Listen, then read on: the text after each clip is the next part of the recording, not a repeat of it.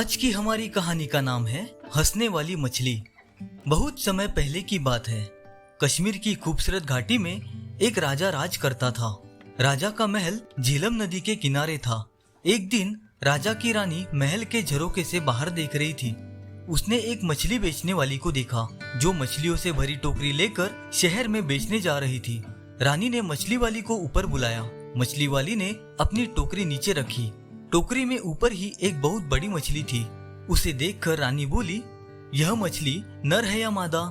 अगर मादा होगी तो मैं ले लूंगी। रानी का इतना कहना था कि मछली जोर से हंसी और टोकरी में नीचे चली गई। रानी और मछली वाली दोनों मछली के हंसने से डर गई।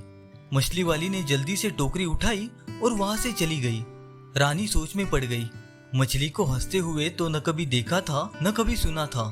जरूर ये कोई विशेष मछली होगी। जब तक मछली के हंसने का रहस्य का पता नहीं लगा लूंगी चैन से नहीं बैठूंगी। शाम को जब राजा महल में आए तो रानी ने मछली की हंसी के विषय में बताया। राजा बोले, मछली आपकी बात सुनकर हंसने लगी। यह तो बड़े अचरज की बात है। रानी ने जीत की। मैं कुछ नहीं जानती। आपको मछली क्यों हंसी इसका पता लगाना पड़ेगा।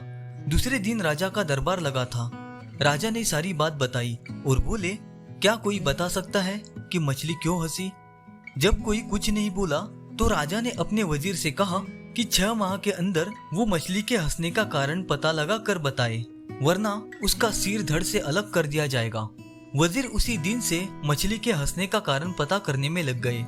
बड़े बड़े ज्ञानी पंडितों से, जादूगरों से, साधु सन्यासियों से सबसे पूछा, कोई कुछ नहीं बता सका। दूर दूर तक यात्राएं की पर कुछ नहीं पता चला। समय निकलता जा रहा था। 5 महीने निकल गए और वजीर कुछ पता नहीं लगा सके। उन्हें अपनी मृत्यु सामने दिखाई दे रही थी। उन्होंने अपने बेटे सुलेमान को बुलाया और कहा, बेटे, मुझे तो 1 महीने के बाद राजा मरवा देगा। कहीं राजा का क्रोध तुम पर भी न उतरे, इसलिए तुम यहाँ से चले जाओ। सुलेमान अपने पिता से बहुत प्यार करता था। वह बोला, मैं आपको अकेला छोड़कर नहीं जाऊंगा। वजीर ने उसकी एक नहीं सुनी और समझा बुझाकर सफर पर भेज दिया। सुलेमान दुखी मन से बिना सोचे समझे जो रास्ता मिला उसी पर चल दिया। चलते चलते रास्ते में सुलेमान को एक किसान मिला। किसान शहर के सामान आदि खरीदकर अपने गांव जा रहा था। सुलेमान ने सोचा, 1 से भले 2। वह भी किसान के साथ साथ चलने लगा। थोड़ी दूर चलने के बाद सुलेमान बोला, देखिए, चलते चलते हम दोनों थक गए हैं। ऐसा करते हैं कि आधे रास्ते आप मुझे लेकर चलिए और आधे रास्ते में आपको मैं लेकर चलता हूँ। इस तरह से रास्ता आसानी से कट जाएगा। किसान उसकी बात सुनकर अचकचा रह गया। आधे रास्ते यह मुझे लेकर चलेगा और आधे रास्ते मैं? कैसी बेवकूफी की बात है, किसान ने सोचा और चुपचाप आगे बढ़ता रहा। थोड़ी देर में वे एक पहाड़ी के ऊपर थे। नीचे झेलम नदी की पतली धार दिखाई दे रही थी और ऊपर देवदार के पेड़ों का जंगल। दोनों एक पत्थर पर बैठकर सुस्ताने लगे। सुलेमान ने जेब से एक चाकू निकाला और उसे किसान को देकर बोला, आप यह चाकू लीजिए और जंगल से 2 घोड़े ले आइए, और हाँ, चाकू संभाल कर रखिएगा, बहुत कीमती है। चाकू लेकर मैं जंगल से घोड़े पकड़ लाऊं? यहाँ इस पहाड़ी पर घोड़े? या तो यह खुद पागल है या मुझे पागल बना रहा है, किसान बड़बड़ाया। थोड़ी देर में फिर से दोनों चल दिए। कुछ देर बाद दोनों एक खेत में पहुंचे। खेत में पकी हुई फसल कटने के लिए तैयार खड़ी थी। कितनी अच्छी फसल है, किसान फसल देखकर बोला। हाँ, वह तो है, पर पता नहीं फसल खा ली गई है या बची है। सुलेमान ने जवाब दिया, खा ली गई है? क्या मतलब है तुम्हारा?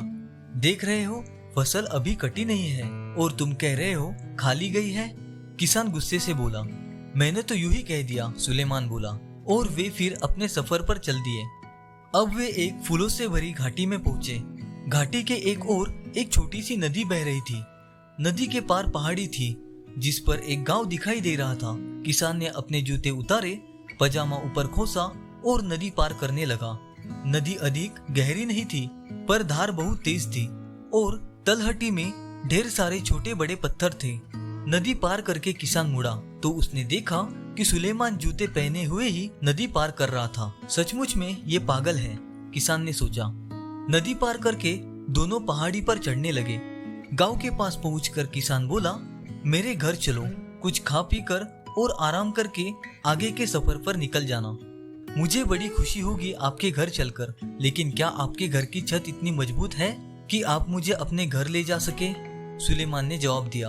अब किसान अपने गुस्से पर काबू नहीं रख सका और बोला, मैंने तो शराफत के नाते अपने घर आने की दावत दी थी, नहीं आना है तो मत आओ, पर मेरा अपमान मत करो। इतना कहकर किसान अपने घर की तरफ चल दिया। किसान की एक गुलनार नाम की बेटी थी। वह बहुत समझदार और चतुर थी। जब उसने अपने पिता का गुस्से से तमतमाता चेहरा देखा तो बोली, अब्बू क्या बात है, किस पर इतना नाराज हो गए हैं? किसान बोला, अरे एक लड़का है, रास्ते में मेरे साथ हो लिया। रास्ते भर तो उठ पटांग बातें करता ही रहा। अब मैंने जब शराफत के नाते घर आने की दावत दी तो कहता है कि क्या मेरे घर की छत मजबूत है? जैसे वह आएगा तो उसके ऊपर छत गिर पड़ेगी। अपने पिता की बात सुनकर गुलनार हंसने लगी। अरे अब्बू, छत कमजोर होने से उसका मतलब रहा होगा कि आपकी हैसियत ऐसी है कि आप उसकी खातिरदारी कर सकेंगे। जरूर वह किसी अमीर घराने का होगा। किसान ने सोचा तो उसे गुलनार की बात ठीक लगी। अच्छा बेटी, तो जरा उन बातों का भी मतलब बताओ जो वह रास्ते भर करता आया है। और किसान ने रास्ते का सारा हाल उसे बताया। गुलनार थोड़ी देर सोचती रही, फिर बोली, अब्बू यह लड़का बहुत ही समझदार और बुद्धिमान है। उसकी हर बात में एक मतलब छिपा है। जब उसने कहा कि आधे रास्ते आप मुझे ले चले और आधे रास्ते वह, तो उसका मतलब था कि आधे रास्ते आप कोई उसे कहानी सुनाइए और आधे रास्ते वह सुनाएगा। इस तरह रास्ता आराम से कट जाएगा और किसी को थकान महसूस नहीं होगी। और घोड़े? किसान ने पूछा। घोड़ों से उसका मतलब असली घोड़े से नहीं था। उसका मतलब था कि जंगल से लकड़ी की 2 मजबूत टहनियां काट कर ले आई है जो छड़ी का काम देंगी। चलते चलते थक जाने पर छड़ी का सहारा किसी घोड़े से कम नहीं होता। और फसल खा गई है, उसका मतलब था कि कहीं किसान ने साहूकार से कर्जा तो नहीं लिया है। अगर लिया होगा तो फसल सारी साहूकार उठा ले जाएगा और किसान को तो कुछ नहीं मिलेगा। चलो तुम्हारी सब बातें ठीक है, पर जूते पहनकर नदी पार करना तो पागलपन ही कहा जाएगा। किसान बोला, अब्बू मैं कई बार सोचती हूँ कि लोग जूते उतार कर नदी में क्यों जाते हैं। ऐसा करने से कोई नुकीला पत्थर उनके पैर में चुभ सकता है और वे गिर सकते हैं। जूते पहने रहने पर पैरों का बचाव तो होगा। अरे यह लड़का तो सचमुच में बहुत अक्लमंद है, मैं अभी उसे लेकर आता हूँ, कहकर किसान घर से निकल गया। इधर गुलनार ने सोचा क्यों न वह भी लड़के की परीक्षा ले। उसने एक थाली में 12 रोटी रखी, एक कटोरा खीर का भरकर रखा और दूध से लबालब भरा हुआ एक जग रख दिया। थाली नौकर को देकर बोली, यह थाली सुलेमान को देना और कहना कि साल में 12 महीने होते हैं, पूरे चांद की रात है और सागर में पानी लबालब भरा है। नौकर लालची था। उसने सोचा अगर खा भी लूं तो लड़के को क्या पता चलेगा। उसने एक रोटी खीर के साथ खा ली, फिर जग में से थोड़ा दूध पी लिया। फिर उसने जाकर थाली सुलेमान को दी और गुलनार का संदेश सुनाया। सुलेमान ने थाली रख ली और नौकर से कहा, आप अपनी मालकिन को शुक्रिया कहिएगा और कहिएगा कि साल में 11 महीने होते हैं, आधे चांद की रात है और सागर में पानी लबालब नहीं है। नौकर ने आकर गुलनार को सुलेमान का संदेश सुना दिया। गुलनार समझ गई कि नौकर ने थाली में से खाना खाया है। नौकर ने मान लिया कि उसने चोरी की है। वह बात तुम्हें कैसे मालूम पड़ी कि नौकर ने थाली में से खाने की चोरी की है? किसान ने पूछा। गुलनार बोली, मैंने 12 रोटियां रखी थी, मतलब साल में 12 महीने, कटोरा भरकर खीर का यानी पूरे चांद की रात, और सागर में लबालब पानी मतलब जग दूध से भरा है। सुलेमान ने कहलवाया, साल में 11 महीने हैं, मतलब 11 रोटियां, आधे चांद की रात मतलब कटोरा आधा खाली, और सागर में पानी कम है का मतलब जग में दूध कम है। वाह, तुम दोनों का जवाब नहीं, किसान बोला। शाम को सुलेमान आया। खाना खत्म होने के बाद गुलनार ने सबको कहवा दिया। कहवा पीते पीते सुलेमान ने अपने पिता और मछली की हंसी के बारे में बताया और बोला, अगर जल्दी ही मछली की हंसी का रहस्य नहीं सुलझा तो मेरे पिता की जान चली जाएगी। क्या आप कुछ मदद कर सकती है? गुलनार चुप होकर थोड़ी देर सोचती रही। कुछ देर में उसके होठों पर मुस्कान आ गई। चलिए, मैं भी आपके साथ चलती हूँ। मछली के हंसने का रहस्य मैं राजा को ही बताऊंगी, वह बोली। सुलेमान गुलनार के साथ उसी वक्त अपने नगर की तरफ चल दिया। उसके पिता चिंता के मारे खाट से लग गए थे। सुलेमान को देखकर बोले, तुम क्यों आ गए? मैंने तुम्हें आने से मना किया था।